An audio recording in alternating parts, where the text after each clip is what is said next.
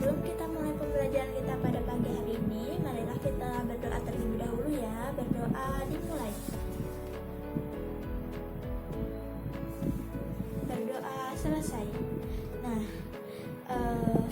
sebelum kita mulai, apakah ada yang gak hadir? Alhamdulillah hadir semua ya. Nah, sebelum itu Ibu mau nanya, apakah ada yang masih ingat pembelajaran kita minggu lalu? Ya, kita belajar tentang alat komunikasi tradisional dan alat komunikasi modern. Nah, alat komunikasi tradisional itu alat komunikasi zaman dulu yang belum berkembangnya teknologi. Nah, kalau alat komunikasi modern itu sudah berkembangnya teknologi, dan misalnya kita ingin berkomunikasi jarak jauh itu bisa menggunakan internet, bisa menggunakan WhatsApp, video call, dan lainnya. Nah, kalau zaman dulu itu misalnya kita ingin berkomunikasi jarak jauh, kita harus mengantri. Dan misalnya ingin mengirim surat, kita harus menunggu. Seperti mengirim surat di kantor pos atau melalui burung merpati. Nah, masih ingat ya berarti pembelajaran kita minggu lalu.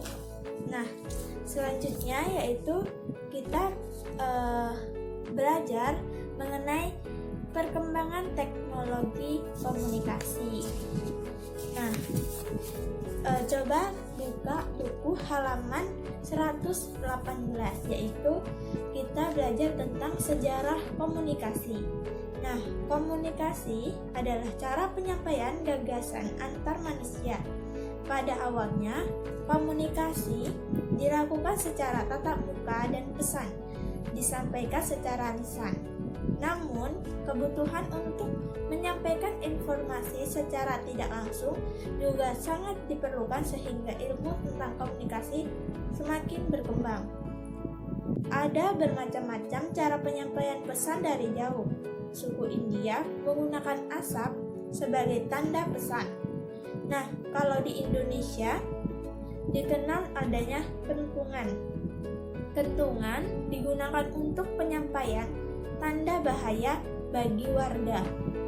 Selain kentungan, gong dapat menjadi pilihan sebagai penyampaian pesan. Salah satu penyampaian pesan secara tertulis adalah melalui surat. Sebelum adanya kertas, surat ditulis di atas daun lontar. Pada saat mesin cetak telah diciptakan, alat komunikasi berkembang melalui surat kabar atau koran.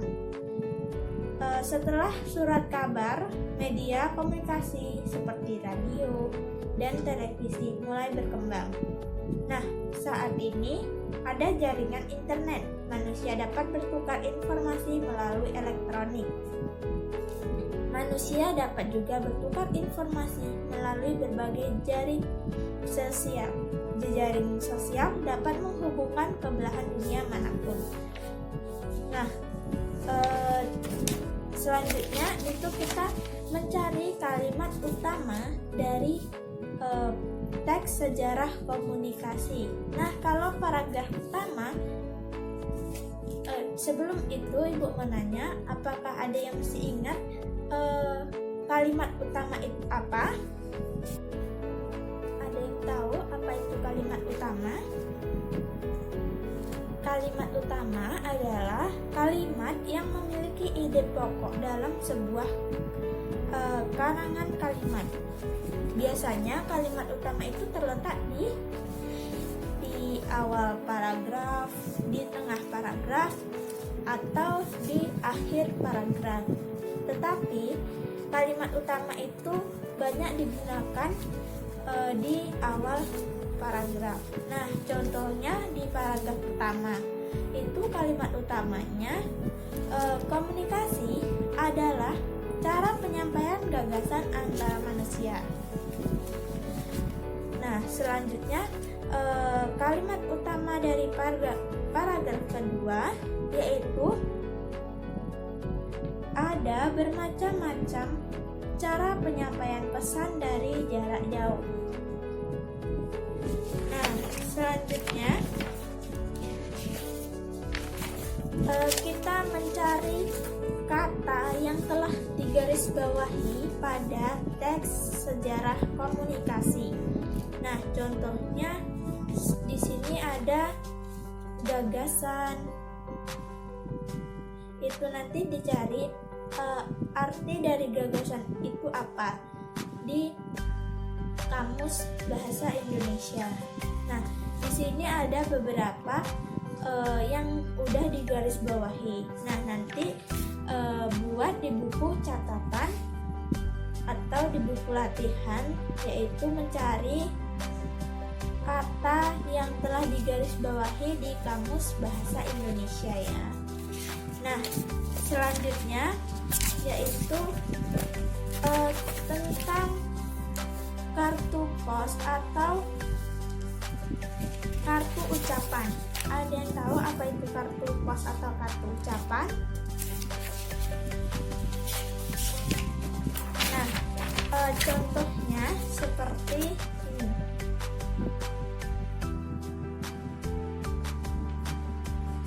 Nah, ini contoh kartu ucapan untuk teman.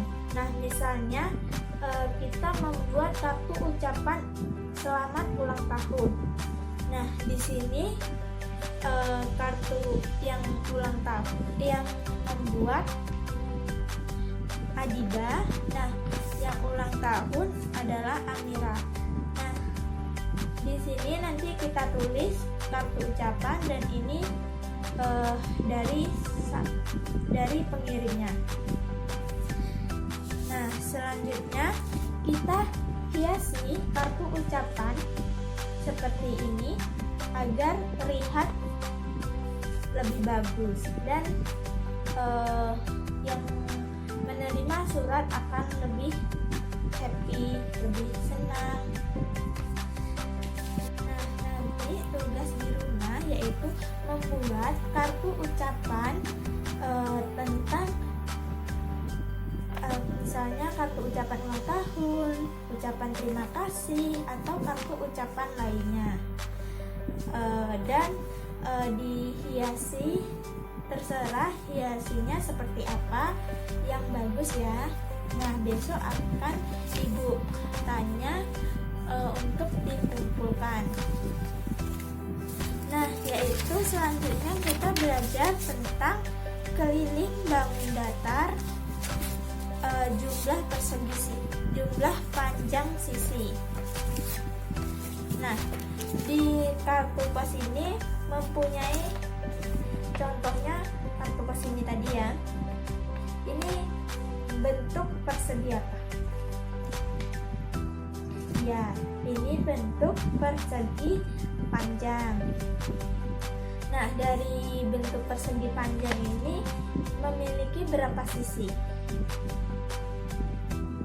Ya, memiliki 4 sisi dari persegi panjang. Nah, ini dari persegi panjang mempunyai 4 sisi.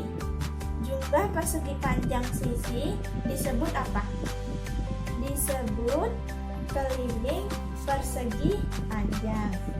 Nah, nanti di rumah mencari sisi dan keliling dari bangun datar, jajar genjang, persegi 5, belah ketupat, segitiga sembarang, dan persegi. Nah, nanti dibuat di buku latihan matematikanya ya. Nah, sebelum kita tutup pembelajaran kita pada pagi hari ini, siapa yang dapat menyimpulkan pembelajaran kita pada pagi hari ini? Ya, pembelajaran kita pada pagi hari ini yaitu tentang belajar sejarah komunikasi dan mencari kalimat utama dari teks sejarah komunikasi dan membuat kartu pos atau kartu ucapan, dan yang ketiga adalah mencari keliling dan sisi dari bangun datar persegi panjang.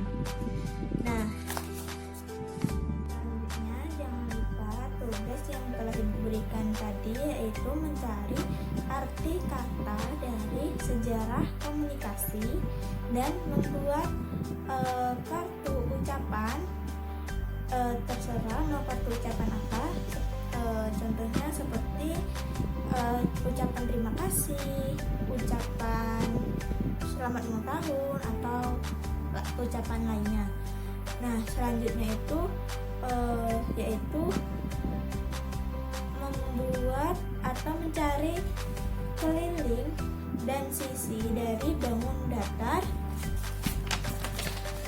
jajar genjang, persegi 5, belah ketupat, segitiga sembarang, dan persegi. Nah, pembelajaran kita cukupkan pada pagi hari ini. Jika tidak ada yang ingin dipertanyakan lagi, Ibu tutup.